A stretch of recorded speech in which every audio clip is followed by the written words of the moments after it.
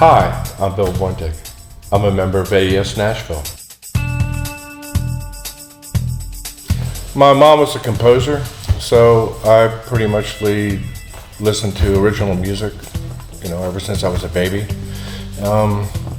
In grade school, I wrote songs, and I guess it was 5th or 6th grade, I recorded a song on a Wallensack tape recorder, and I haven't looked back. Once I saw the Wallensack tape recorder, I got a job at a farm nearby, a dairy farm, and was able to get enough money to get my first little tape recorder and mixer, high impedance microphone mixer at Lafayette Audio in, I guess it was called Lafayette Electronics in Seven Corners, Virginia. And I was in a rock and roll band in the 7th grade with a bunch of seniors, and they took me to the Beatles' first concert after the Ed Sullivan Show in DC. Started pitching songs in New York, when I was a sophomore and junior in high school in the summertime, go to the Brule building. Then somebody heard me from RCA, and I had dinner with Danny Davis one time, and then Chet Atkins. And they brought me down here, and I signed with Cedarwood Publishing Company. It was on 16th Avenue when I was 19, and kept coming down 2 or 3 times a year turning in songs. And during a visit, I had lunch with Chet Atkins, and he told me about Belmont starting a program. So I transferred my major from music and philosophy to business, took courses at Northern Virginia Community College, because I was at UVA at the time, and then transferred to Belmont and worked my way through Belmont by doing gospel sessions out in Hendersonville.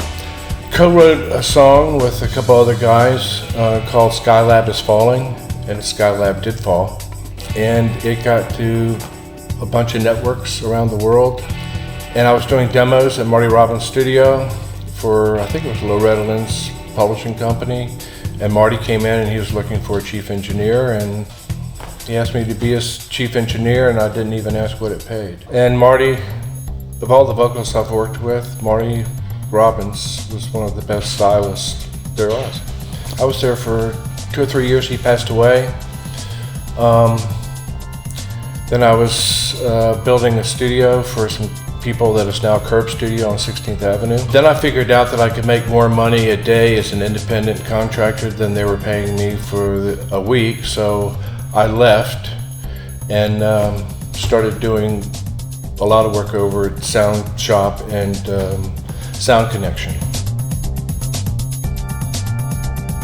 This facility came up for sale that was the original Nashville Moose Lodge, where everybody, not necessarily everybody, but a lot of people in country music partied from 1956. So my wife and I bought it, and the kids were off to college, and I have a little 1,800 square foot studio there. But I still work in town. I cut tracks last month in town, and then I finish it off there. Being mentored by Chet Atkins, I could always go meet him for lunch, and John Denny and a bunch of other friends that I had down here since I was 19.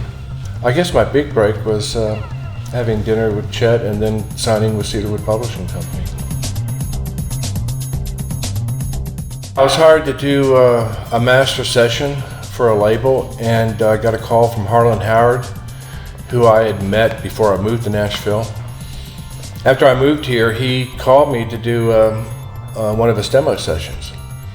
And so I canceled the master session to do the demos. And of course it was an all-star musicians, 18 kind of scenario.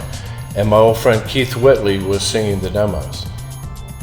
And it really didn't get better than that, because you had Harlan Howard songs being sung for the first time by Keith Whitley. And I've worked with a lot of prominent artists, but it was that session, I think, that probably meant the most to me. Position yourself wisely. If you're going to be doing it for the money, you're in the wrong business. You have to love what you do. When my rock and roll band in high school wasn't playing, I was out recording other bands. Those bands now, over the years, they went, Bill, thanks for doing that, because, straight to 2-track, 7.5, quarter inch.